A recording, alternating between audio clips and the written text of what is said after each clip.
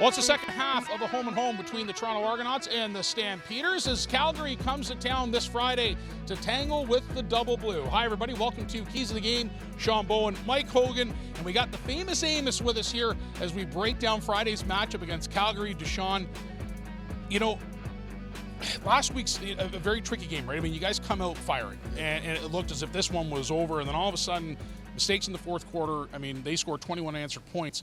What do you guys learn from that and apply here Friday against the Stampeders? I mean, it's the CFL. No lead is a comfortable lead. Just got to finish the game. Yep, that's that simple. Perfect. I mean, it's about as simple as you get. Personally, just for you this year, I mean, you're having a great year. You had 2 interceptions, big game last week, 3 tackles as well. You know, obviously last year, tricky year with the injury. Yeah. How are you feeling personally, and just, you know, how was your confidence level? And what is your confidence level in this team as we kind of hit the second half of the season here and start ramping up for what's going to be a busy September and a busy end of August? Yeah. Personally, I feel great. It's a blessing to be back out there with the guys. I just want to give thanks to God for that. You know, just bring me back. This wasn't promised, right? But the guys in the locker room and the staff, they helped me feel a lot more comfortable, even with, you know, coming back from a half a year. So just the guys playing around that I'm playing around with, and just the schemes that they're giving me, it's allowing me to, you know, be myself again and make plays. As far as the team goes, we're growing, we're building, we're getting the lessons that we need. You know, we're also getting good team wins as well. So as long as we continue that upward trend, I feel like we'll be where we need to be. I was just talking to Ryan before you joining us, and he said one of the best qualities about yourself is you're vocal. And I don't think that's something that you can teach. You know, is that part of your repertoire of being that encouraging guy on the sidelines, helping your teammates out, being talkative, maybe, you know, not even just with your team, but even, you know, the opposing sidelines as well? I mean, that's something that, you know, you obviously can't teach, but it's just you're born with. Yeah. How much pride do you take in that in your game? It's actually something that's came to me as of recently. You know, I always used to be a leader that was by example. And just being an older guy and being in professional sports, I learned that, you know, by example isn't always the best way. Some guys need to hear it. And so I had to kind of, you know, add that to my toolbox. And so now, yes, you know, now that I'm being more vocal, it actually works. And so I have fun with it. And, yeah, you know, some guys, like I said, they learn better with you being more vocal. And some guys, you know, they'd rather you lead by example. When it comes to the opposing team, I'm normally not a trash talker until you trash talk me. So, but I always keep something up my sleeve. That's amazing. When All-Star voting comes around, a lot of media types will look at stats. And one stat for you that has been great, although, you know, when you look at the numbers, you might not think so. You're very low in tackles this year for a reason. You're covering guys. Guys aren't getting open in your zone. Sense of pride that you have a low tackle number this year?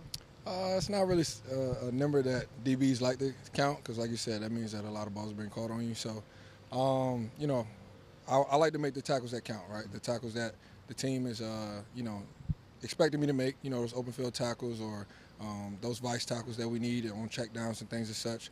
But when the ball's in the air, the plan is to get the ball, right? Not to make a tackle. So it's one of those things that kind of goes underlooked a little bit, but you know, I'm not throwing any shade to any DBs that has a lot of tackles because they may be, you know, TFLs, they may be in the box, you never know. So it's one of those things that you would definitely have to look at the film and see why a guy has a lot of tackles, and that'll tell you a lot about him. You know Coach Ivan and Coach Fields well, different role this year, different role for you this year. How much has changed for you personally? Just being able to be more of a leader, I would say. Just like you said, being newer coaches and having a younger locker room, just being able to be another voice for the coaches. You know, it's their scheme at the end of the day. What they call is what we run, and we trust them and they trust us.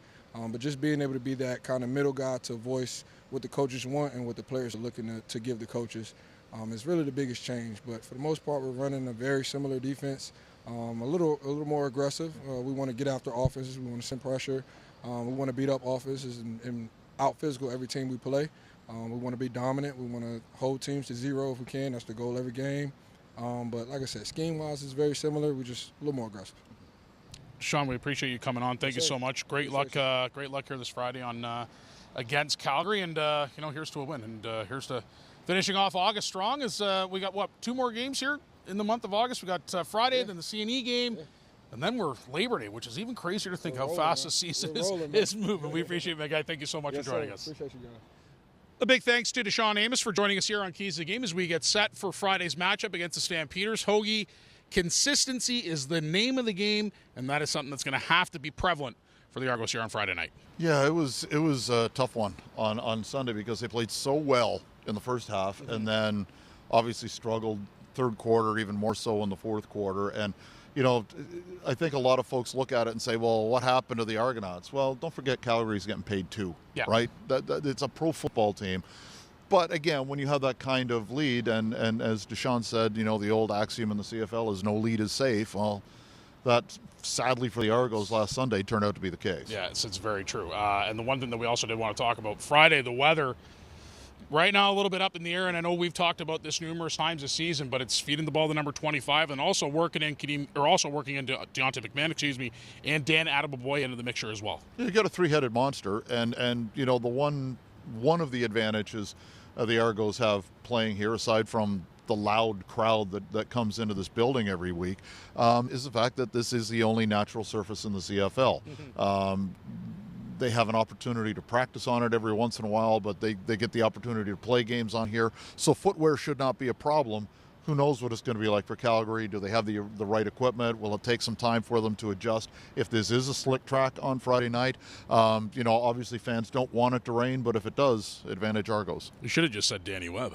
Danny Webb. You know, there's the key right there. Proper footwear. Footwear, that's Danny Webb. The equipment manager has seen at least 4 games in the Canadian Football League. I'd say 4 decades is pretty close to what Danny Webb's seen here. Man, you know, here's hopefully do another 4 more decades for the young lad. Lastly, our third and final key, Jake Mayer, probably the cleanest jersey he's ever had in his life last Sunday. That's got to get flipped this Friday. Pressure's great. Pressure can turn into a lot of things. It can turn into interceptions, right? You get the quarterback, it can lead to incomplete passes. But, you know, you sack a guy, it's a momentum swing, you lose yardage, it helps field position, it adds up. If they could just close a couple of times. You know, they had all kinds of pressure, but they just did, it was a half a step. They couldn't get home. If they can finish, if they can become, you know, the closer in a baseball game, you need some Mariano Rivera action this week. You need the closer. They've got the guys to do it, and now it's just going out and executing. But I would be astonished if they get shut out again. A quick little thing on Mariano Rivera. I don't think there was anything better than when Enter Sandman would play when he was at Yankee Stadium. I don't know why I thought about that, but maybe we should get that here for BMO Field. 7:30 Friday, Toronto, Calgary. Following week, CNE game against the Saskatchewan Roughriders. You're not going to want to miss that. Tickets available. Also, I mean, we got to remind our viewers, right? That CNE game, when you buy tickets, you get free entry into the CNE. It's a no-brainer. So bring the family, bring the kids. Best deal in town in the city of Toronto. Anything else you got to add, or is that it for us? No question. And you can come out and watch Bonesy embarrass himself on the rides and the games of chance. That's also very true too. And the food building. He's really good in the food building. That I am as well. We're going to end it on that 7:30 this Friday right here at BMO Field, Toronto and Calgary.